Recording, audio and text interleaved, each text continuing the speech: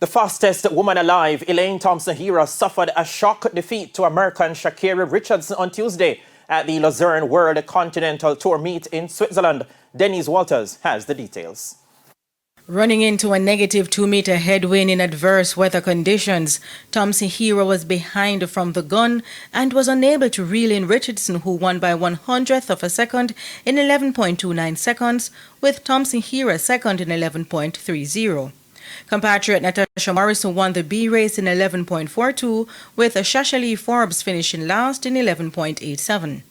In the men's equivalent, NACAC champion Akeem Blake finished third in 10.22 seconds behind winner world champion silver medalist Marvin Bracey 10.17 seconds.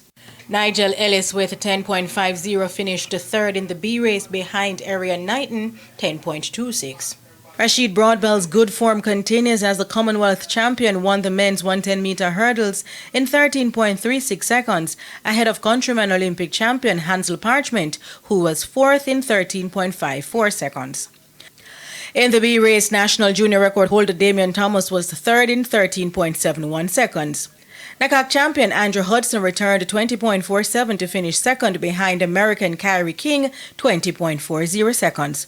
Forbes finished fifth in her 200 meters in a time of 23.91. Olympic and World Championship finalist Christopher Taylor clocked 45.82 seconds for fourth in the men's 400 meters. American Bryce Dedmon won the race in 45.11 seconds, ahead of world record holder Wade Van Niekerk 45.19. Two-time Commonwealth 400-meter hurdles champion Geneve Russell finished second in 55.25 seconds, behind 2019 world champion Dalila Mohammed 54.57 seconds.